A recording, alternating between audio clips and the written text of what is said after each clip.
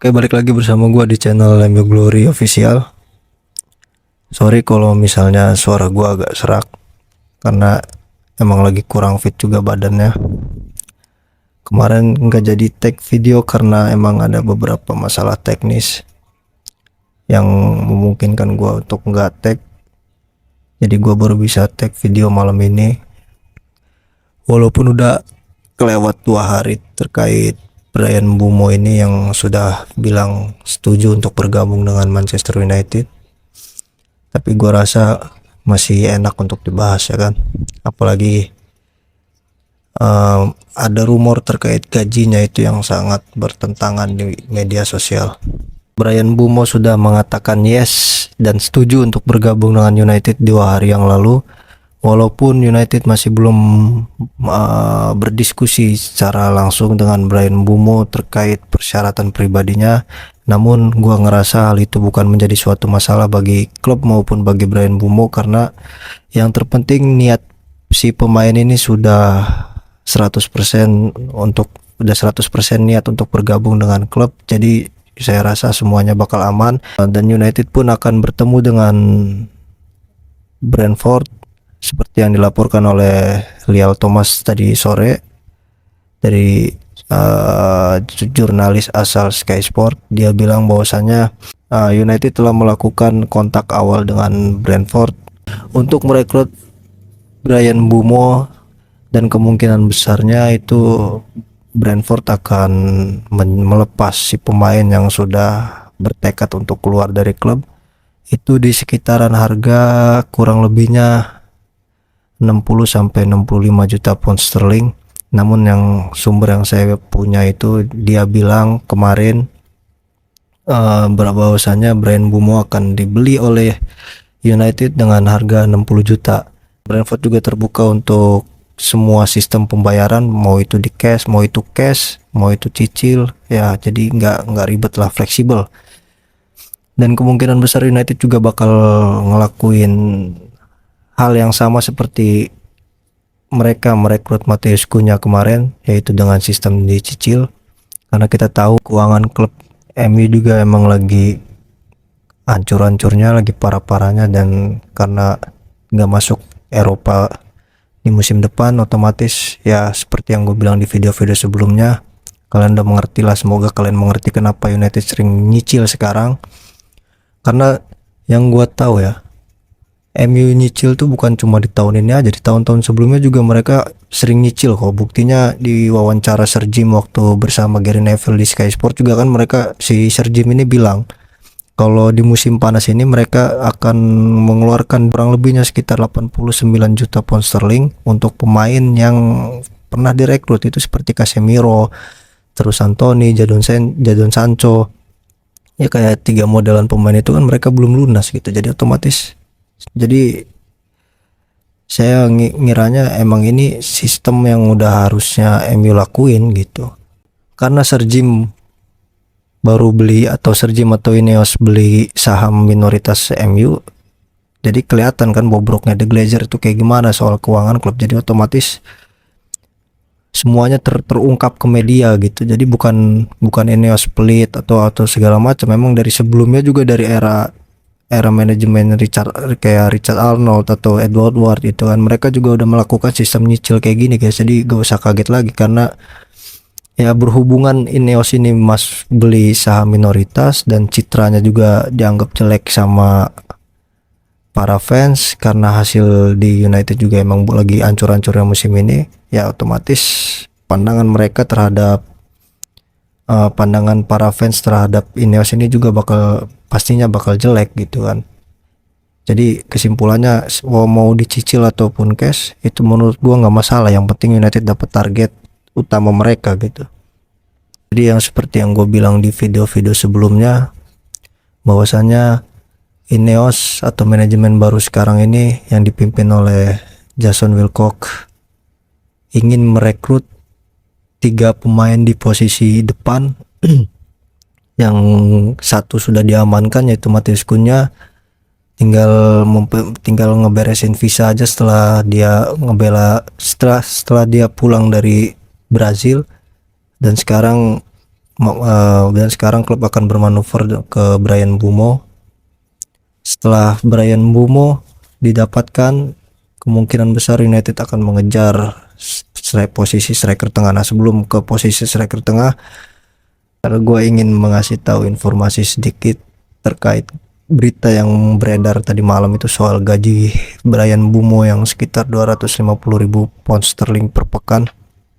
Nah, sumber gua tuh bilang bahwasanya itu nggak benar guys beritanya, karena kita tahu sendiri betapa pelitnya Ineos itu kan, betapa hati-hatinya Ineos dalam mengeluarkan uang soal untuk gaji pemain. Saat ini gaji yang dikeluarkan Ineos itu paling besar tuh untuk Matheus Cunha itu kisar 200.000 pound sterling kan baru ini, dan di bawah Matheus Cunha itu ada siapa namanya, Matthias de Ligt. Itu yang awalnya dia nerima 265.000 pound sterling per pekan kalau nggak salah di Bayern Munchen, kalau salah tolong dikoreksi. Nah, sekarang De Ligt tuh cuma nerima kisaran di harga 100, kisaran gaji itu sekitar 190.000 pound sterling per pekan. Jadi otomatis kalau gua menilai berita yang beredar itu kemarin dari The Athletic apa The Times apa The Athletic, gue lupa itu yang beredar. Kalau yang gua nilai sih bahwasanya itu gak masuk akal lah kalau untuk manajemen di era manajemen ini sekarang, bahwa yang menyebutkan bahwa Bryan Mbeumo ini bakal dapat gaji sekitar 250.000 pounds per pekan. Gak masuk akal banget. Kalau yang gua telaah sih itu Bryan Mbeumo ini bakal dapat kisaran 100 dari rentang 150.000 pound sterling per pekan sampai ya sekitar sampai 200.000 lah, hampir mirip-mirip dengan Matheus Cunha. Namun yang gua apa sih namanya, namun jumlah pastinya itu kemungkinan di 175.000 pounds. Jadi untuk sekarang kita santai aja dulu lah, nggak usah terbawa media, karena tahu sendiri MU kan nggak masuk Liga Champion atau Liga Eropa lainnya. Nah, ketika target seperti Bryan Mbeumo yang diincar oleh klub kayak Arsenal, terus Newcastle, satu laginya tuh siapa gue lupa, pokoknya 3 tim yang main di Eropa, terus tiba-tiba Bryan Mbeumo setujunya gabung ke MU, kan otomatis media juga nyari kesalahan gitu, nyari celah lah untuk digoreng, karena ya ini sangat berita menarik. Jadi yang pasti Bryan Mbeumo gak bakal nerima gaji sekitar 250.000 pound sterling. Itu aja guys, kemungkinan di bawahnya atau mirip dengan Matheus Cunha gitu, tapi kayaknya ya kisaran di 175.000 pounds gitu. Karena yang ya wajar sih, karena ya dari Brentford kan dia cuma nerima 45.000 gitu. Terus karena performanya yang gue bilang konsisten Mbeumo ini di Premier League, ya jadi menurut gue wajar lah kalau misalnya Bryan Mbeumo ini dapat kenaikan gaji antara 3 sampai 5 kali lipat lah kayak gitu. Nah, untuk target di striker tengah, United masih sangat menginginkan yang namanya itu Victor Gyökeres untuk bergabung. Di bawah Victor Gyökeres itu ada siapa namanya, ada Victor Osimhen, dan di bawah Osimhen ada Mateta. Kalau untuk Mitrovic saya belum bisa konfirmasi sumbernya, walaupun itu dari Ben Jacobs atau Ben David Jacobs nama lengkapnya, saya masih belum bisa mengkonfirmasi ketertarikan itu, karena kemarin juga kan Bruno dikaitin ke Al Hilal. Otomatis para media juga akan mengaitkan beberapa pemain Al Hilal yang menurut mereka itu United membutuhkan pemain Al Hilal gitu kan. Jadi wajar aja. Nah, setelah Bruno menolak untuk bergabung ke Al Hilal kemarin kan, dan memutuskan untuk bertahan di United, rumor tersebut kan langsung reda tuh, rumor Mitrovic. Jadi untuk menanggapi suatu rumor tuh kita lihat dulu seberapa realistis rumor itu akan terjadi, bukan dari siapa sumbernya gitu. Kadang dari Fabrizio Romano juga kadang dia bisa kepleset gitu. Bahkan sekelas Fabrizio Romano atau David Olsen juga masih bisa kepleset gitu. Jadi ya kita telaah dulu seberapa realistis berita itu akan terwujud gitu. Karena banyak yang nanya ke gua terkait peluang MU bisa dapetin siapa namanya Victor Gyökeres, itu semua tergantung kepada manajemen United dan Ruben Amorim sih sebenarnya kuncinya di situ. Kalau misalnya mereka bisa membujuk Victor Gyökeres untuk bergabung, itu suatu benar-benar suatu keajaiban bagi klub dan suatu keuntungan bagi klub, guys. Karena kita tahu sendiri saingannya kan ada Arsenal, terus ada Barcelona yang benar-benar tertarik sama Gyökeres. Semua klub yang tertarik dengan Gyökeres ini rata-rata main di kompetisi Eropa, sedangkan MU kan gak main di kompetisi Eropa. Sebenarnya Gyökeres juga ingin bergabung atau ingin reunian dengan Ruben Amorim gitu, cuma kehalang gengsi aja, kehalang gengsi buat main di Eropanya ini gitu. Ya seperti yang Ruben Amorim bilang kan di konferensi persnya waktu itu, sebelum pas lawan apa ya, lupa gua. Dia bilang, saya tuh jadi Ruben Amorim bilang gini, saya nggak pengen pemain yang hanya ingin bermain di satu kompetisi gitu, tapi saya menginginkan pemain yang ingin yang ingin mati-matian atau berjuang untuk klub itu, bukan untuk satu kompetisi aja. Nah, ya terbukti dari rekrutan pertama Ruben Amorim di musim panas ini kan kayak Matheus Cunha, dia rela nggak main di klub yang notabene main di Eropa. Terus ada Bryan Mbeumo yang setuju bergabung dengan United kan, di situ bisa kelihatan desire-nya gitu, atau apa sih sebutannya ya, desire teh namanya, kalau bahasa Inggrisnya mah desire-nya lah gitu, tekad untuk ngebantu timnya tuh kelihatan banget gitu, bukan untuk main di satu kompetisi aja. Nah, MU tuh sebenarnya kekurangan pemain yang kayak gitu sebenarnya ya. MU itu bukan apa ya, daya tarik MU itu emang kuat, cuma rata-rata mereka menginginkan gaji yang besar untuk main di MU itu karena uang, bukan karena main untuk klub gitu kan, mati-matian untuk klub, nggak kayak di era-era sebelumnya, di era Fergie gitu kan. Ya kurang lebihnya begitu lah, guys. Karena susah juga gue bilangnya untuk sekarang ini.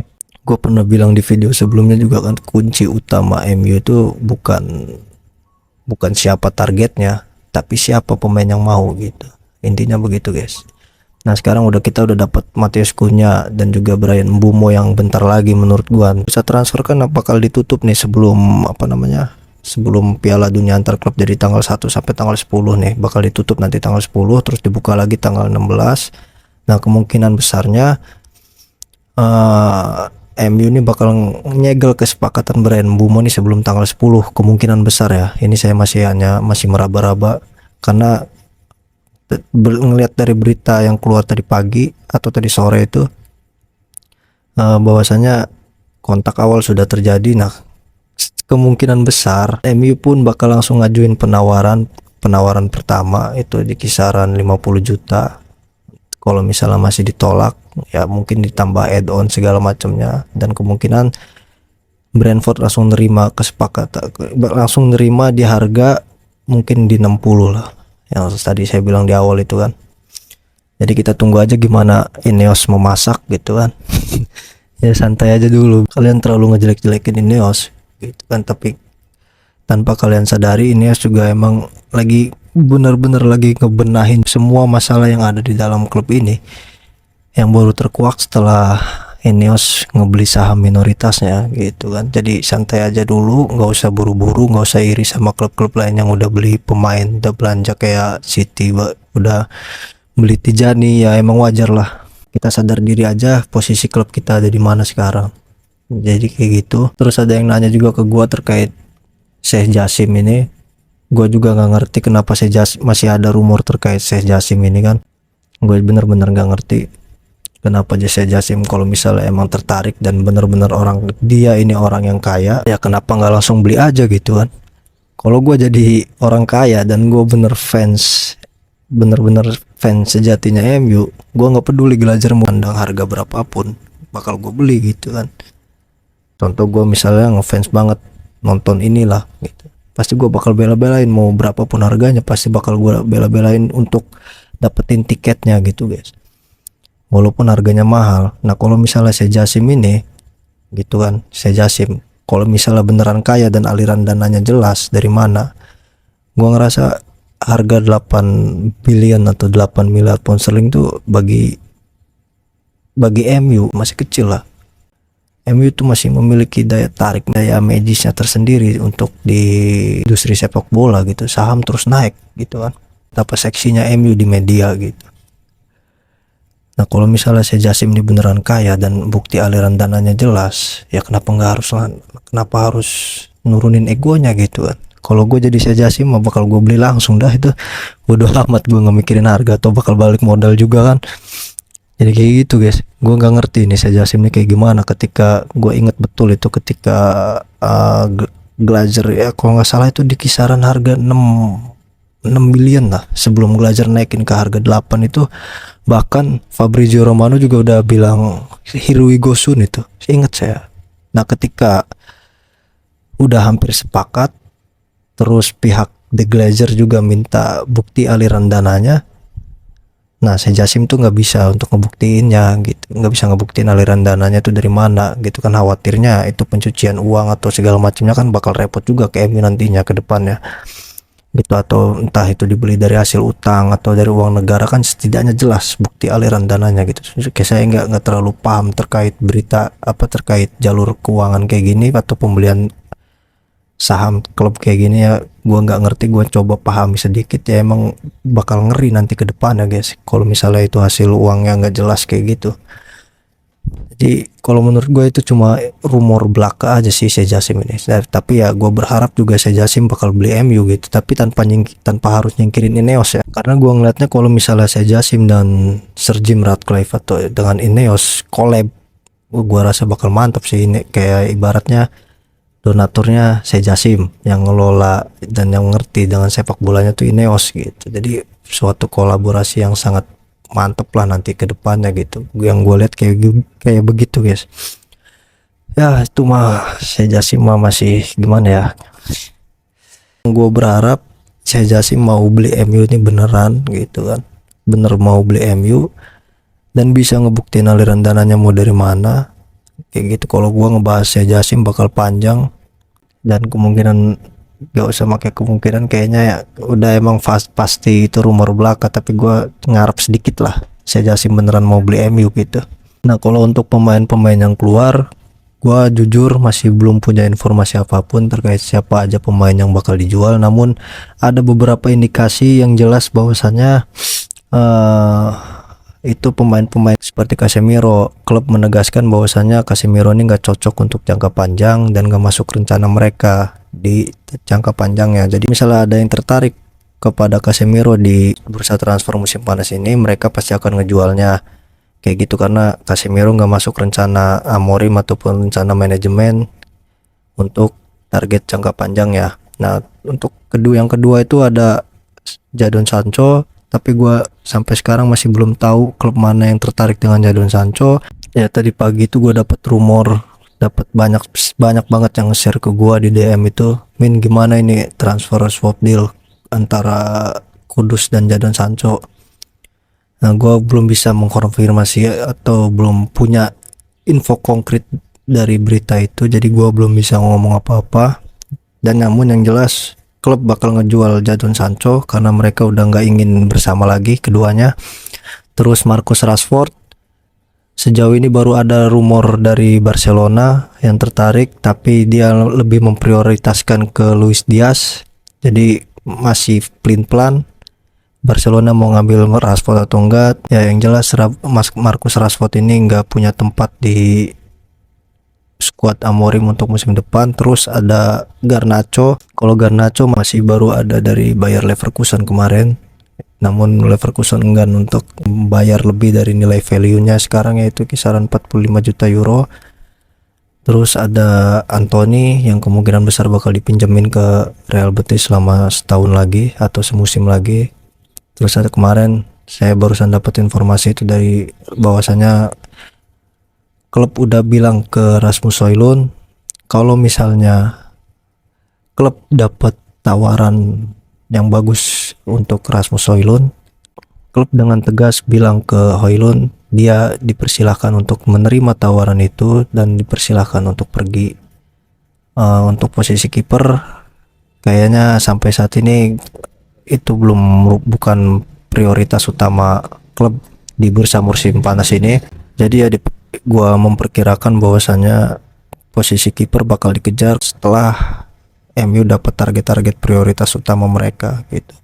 Tadi untuk Victor Gyökeres ini gua ngerasa bahwasannya Gyökeres bakal bisa bergabung, namun peluangnya sangat kecil sekali kecuali Ruben Amorim bisa meyakinkan si pemain ini untuk gabung.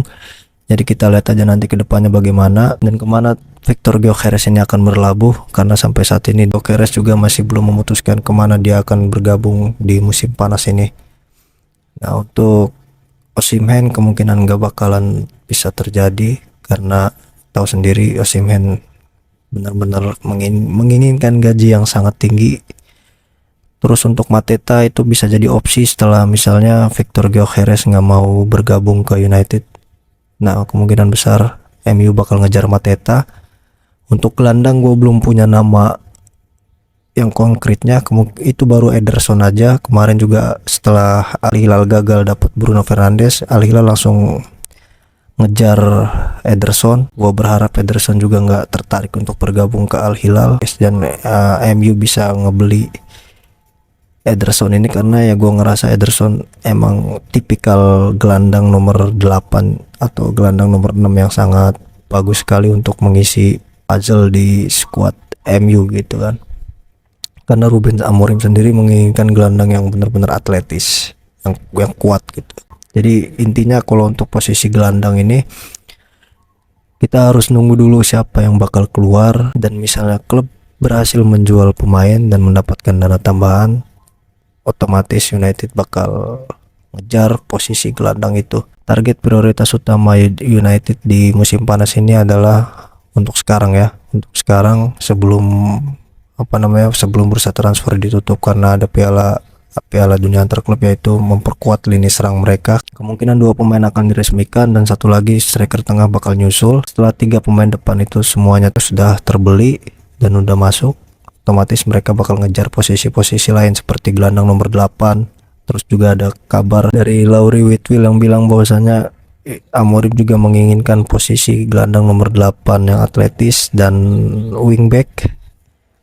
Nah, terus kalau untuk posisi kiper, kemungkinan besar itu ada di agenda paling terakhir lah, ada di daftar paling terakhir klub setelah mereka mendapatkan target-target utama mereka selain posisi kiper. Untuk bek tengah, kayaknya gue masih belum dapat desas-desus yang menarik untuk posisi bek tengah ini. Oke, mungkin gitu aja dulu guys. Kurang lebihnya gue mohon maaf apabila banyak kekurangan atau suara gue agak kecil. Ya, namanya juga masih ngerintis. Kalau misalnya ada berita terbaru gue bakal ngasih tahu ke kalian. Kurang lebihnya gue mohon maaf. Salam glory Man United.